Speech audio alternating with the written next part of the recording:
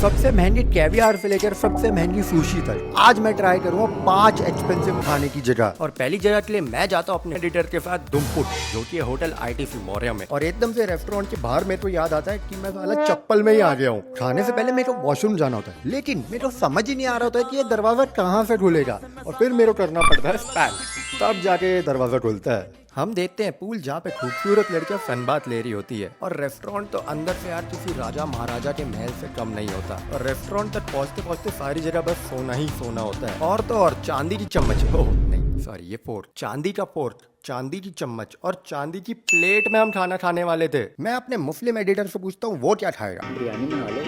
Veg है नहीं आज। लेकिन मेन्यू खोलते ही प्राइस देख के मेरी आधी भूख तो वैसे ही मिट जाती है। भाई 325 रुपए की रोटी। और मेरे दिमाग में अभी एक बात आई कि अगर मैं बिल के टाइम बार जाऊँ, बर्तन धो लियो। तो वेटर भैया को मैं बोलता हूँ कि वो अपनी कोई बेस्ट डिश मेरे को सजेस्ट करे खाने के लिए, जिसमें वो बहुत तगड़ा ही कोई नाम बोलते हैं। नाम सुन के तो कुछ बहुत बड़े सा लग रहा था, तो मैंने ऑर्डर कर ही दिया। ऑर्डर में 20-25 मिनट लगने थे, तो इसमें ये पापड़, चटनी और प्याज मिलता है। टाइम पास के लिए एंटरटेनमेंट कुछ था नहीं, तो मैंने सोचा थोड़ी देर उधर ही हांड लूं। और फिर सर्व की जाती है चांदी की प्लेट पे प्लेट, और थोड़ी देर में हमारा फाइनली स्पेशल खाना आ जाता है। लेकिन ये तो दाल रोटी निकली यार, और साथ में पुलाव, वेज बिरयानी बोल के। हाँ यार, अब आती है फाइनली टेस्टिंग और रेटिंग की बारी। इसमें अजवाइन डली है तो ठीक है। दाल में स्पाइसेस की कमी है, मतलब नॉर्मल, बहुत ही नॉर्मल घर पे खाने वाली दाल है। मैं दूंगा इसे रेटिंग में 6 आउट ऑफ 10। नॉन वेज होता तो मैं मतलब कुछ बता भी पाता, दाल ऐसी होती होगी।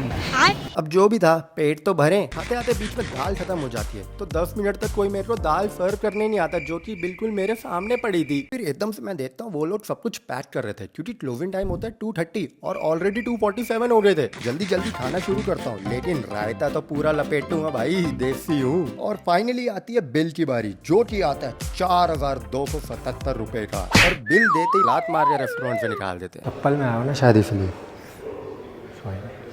हाँ भाई आलम, कैसा लगा खाना?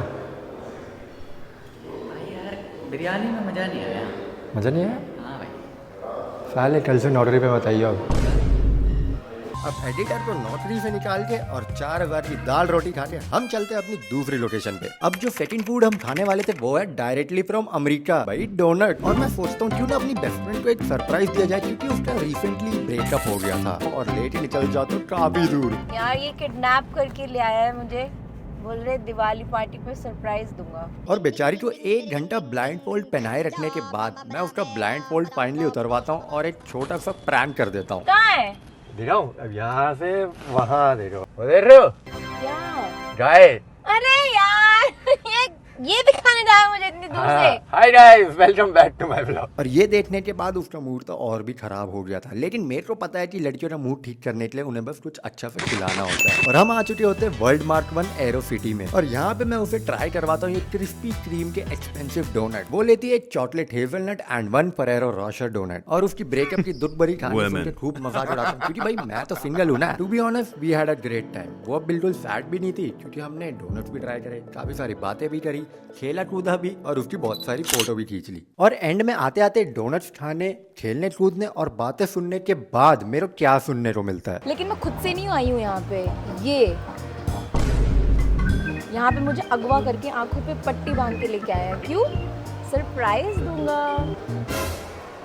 अच्छी बात नहीं है भाई। और इस सरप्राइज डेट से जो हमें सीखने को मिलता है कि भाई ना बॉयफ्रेंड ना बेस्ट फ्रेंड, कुछ ना बनो, अपना सिंगल रहो और खुश रहो। एंड डोनट की टेस्टिंग करने के बाद हम रेटिंग देते हैं उसे 8 आउट ऑफ 10। और यहाँ से चलते हैं अपनी थर्ड लोकेशन पे, द ओरिएंट एक्सप्रेस, जो कि है इंडिया का मोस्ट एक्सपेंसिव रेस्टोरेंट, जिसमें हम देखेंगे आज हमारा कितना बिल आएगा। हम जाते हैं द ताज पैलेस होटल में, जिसमें एंट्री करते ही मेरे को बाहर दिखती है पार्किंग में रोली, और होटल में एंटर करते ही एक्चुअल लग्जरी क्या होती है वो मेरे को आंखों के सामने दिख रही होती है। रेस्टोरेंट में एंटर करने से पहले ही बाहर हमें वेटर लेने आ जाता है, और उसके कपड़े देख के तो भाई मेरे भी होश उड़ जाते हैं। अंदर जाके पता चलता है कि हमें तो भाई ये ट्रेन के डब्बे में खाना खाना होता है, जहाँ पे हमें बस घुस के कुछ फॉरनर भी नजर आते हैं। और फिर हमें जैसे मेन्यू सर्व किया जाता है, मैं देखता हूँ कैवियार का प्राइस भाई 28,000 रुपीज। सिर्फ अंडा है, अंडा और कुछ नहीं। 28,000 का वाटर बफलो। गई वैसा नहीं। और आधी भूख तो मेरी वहीं मिट जाती है, लेकिन लकीली आज कॉम्प्लीमेंट्री वाइन सर्व हो रही थी। मेरा पहला सवाल कि आपको पता था कि ऐसे पहले वाइन की टेस्टिंग होती है, और ये भी पता था कि वो ऐसे दिखाएगा? अभी पता चला। दोनों चीज़ें। नहीं नहीं, मैं देख रही हूँ कैसे पकड़ा आपने। देसी लोग वाइन तोड़ रहे हैं ऐसे ऐसे ही कर सकते हो, ऐसे ही कर सकते हो। तो भाई फ्री की चीज को तो खुल के टेस्ट करते हैं और खाना सर्व करने से पहले वेटर खुद से आके नैपकिन बिछा के जाता है और फिर दो वेटर आते हैं खाना सर्व करने और जिसकी होती है एकदम बम्पर ओपनिंग। भाई साहब एकदम अनबॉक्सिंग कर दी उसने मेरे खाने की, लेकिन एकदम ऐसा लग रहा था वो खाना मन मार के लाया है क्योंकि प्लेट इतनी बड़ी और खाना एकदम चिड़िया के दाने जितना। और जब मैं रिजोटो ट्राई करता हूँ तो पता चलता है भाई ये तो चावल है।